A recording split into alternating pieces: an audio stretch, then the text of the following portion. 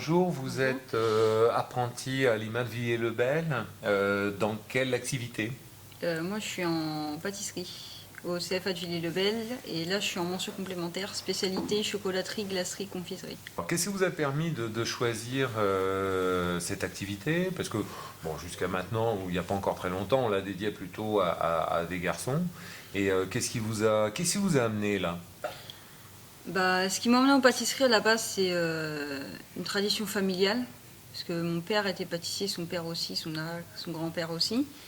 Et j'ai voulu suivre cette tradition et je me suis rendu compte que j'aimais bien faire ce métier, faire des gâteaux pour faire plaisir aux gens, les voir quand ils prennent un gâteau et les voir avec le sourire parce qu'ils ont trouvé ça bon, c'est ma fierté à moi. Voilà. Et qu'est-ce qui vous a poussé à aller dans l'alternance, quoi, je veux dire, dans ce cursus-là? J'ai choisi l'alternance parce que déjà comment dire, c'est une formation où on a l'avantage de faire moitié école, moitié entreprise. Donc, ce qui fait qu'on a deux types d'enseignements différents, des fois sur les mêmes produits. On voit deux façons de faire. Et ça permet aussi d'avoir une rémunération qui n'est pas négligeable, vu que c'est les périodes, la plupart du temps, où on a 16-17 ans, où on veut commencer à sortir, payer son permis. La pâtisserie, c'est uniquement en alternance ou est-ce qu'il peut y avoir c'est que uniquement en alternance. Ouais, c'est uniquement en alternance, il me semble. Il n'y a pas de... C'est vrai qu'en pâtisserie, on peut monter haut. Vous avez des rapports un petit peu privilégiés, puisque vous êtes, d'après ce que j'ai compris, en fait, chez votre père, en fait, votre maître d'apprentissage est aussi votre père. Oui. Mais j'imagine que vous n'êtes pas peut-être la seule apprentie, en fait, dans le... Non, actuellement, mon père a un autre apprenti, mais en boulangerie. Et c'est vrai que le fait que je travaille avec mon père, ça m'a permis plus de liberté. J'ai plus d'autonomie qu'un autre apprenti pouvait l'avoir avec lui. J'ai plus d'initiative. Si j'ai envie de lancer un nouveau gâteau, et je lui demande son avis et je peux le lancer, même si... Quel diplôme préparez-vous et à quel stade en êtes-vous par rapport à votre cursus?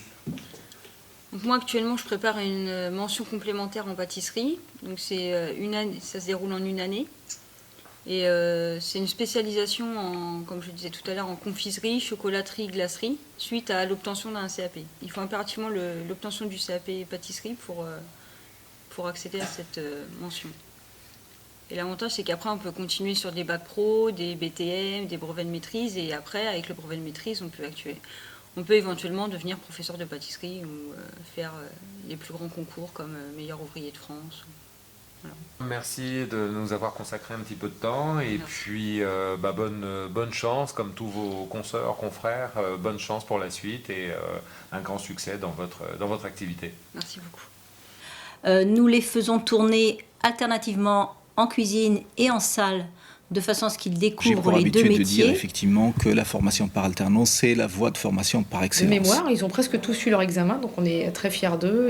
On a des jeunes qui reviennent nous voir assez régulièrement parce qu'on avait un bon contact avec eux. Un socle extrêmement solide pour la formation en CAP. Intégrer le modèle de formation d'entreprise dans la formation au sein du CFA. J'aime cette cohésion qui existe entre cette école et les maîtres d'apprentissage.